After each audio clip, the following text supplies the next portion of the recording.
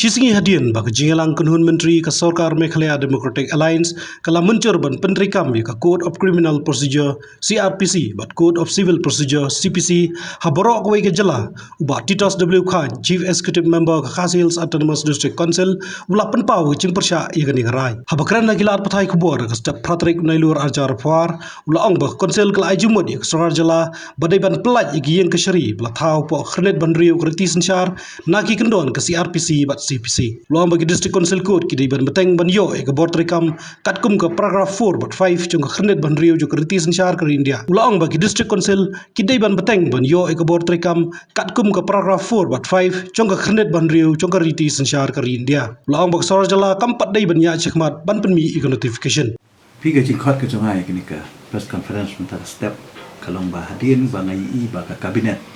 kala ada rai menen gesni ya kaban ya syakmat bagi tu notification kaba tidak pendi alo ke jing pentrikam ya ke CRPC bagi CPC boka state i baro away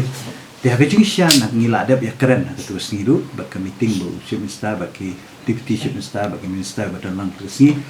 baka jing kwa ke jongi kalong ba ye ini kentien kumbangai i ha kot kubon ba ho antara si Kabaong is pleased to apply the provision of the CPC or CRPC to the courts in Meghalaya. Kabamut ba kanika CRPC ba CPC can apply in the whole state of Meghalaya. Nurina kaliang kajungi ka kabangi ajimut kalong bangi deban ong excluding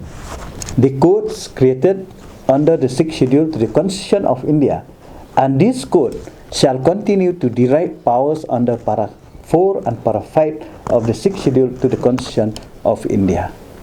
An exclusive jurisdiction of the District Council Court to hear and try cases between tribal in tribal area shall not in any way be diluted. Tadi ke jingkwa nakaliang ke jungi. Notification ka om bakam dai ban apply da ka CRPC bat CPC. Bi kat kum ka para 5 3 jong ka 6th schedule.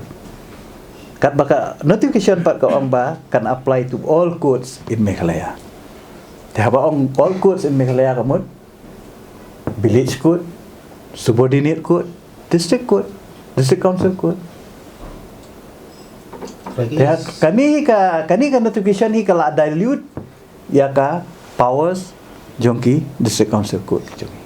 Sakadaw nga susi ba lo kani ka banta. Pada kalian ka jongi ngin hap ya keren biang ngan sa lum ya kajing yalang la monde pakai MDC berokai banyak keren halo ini kau kamu pila abnali kendur usia lada ngilayara ya kasi monde ngin hap ani kendur si amba ya mentahi nak kalian kesonga ngakwa ban pha kani ke message sa state government baka day ban keep and hold shwai kani notification kampat day ban notify kani notification kat bangin pat ya syai bat council dan rela daki go ahead ngan ong ipi ba kani ka rai kala dilute ka power jongi ka pamut hila de ban khang no ka district council ade ban khang dam no ka district council court kimdan bor sho maka notification hi ka ong kumta ka ong ba la apply in the whole state ngingi kwa ba ka state government kan bu I contain excluding the court created by the district council.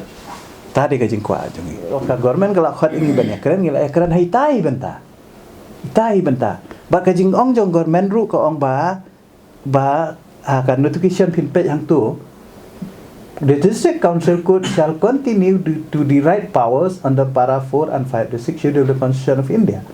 ka ong kumta tenrei kani ngi ong hi kam syai te namar balai ba hakate ka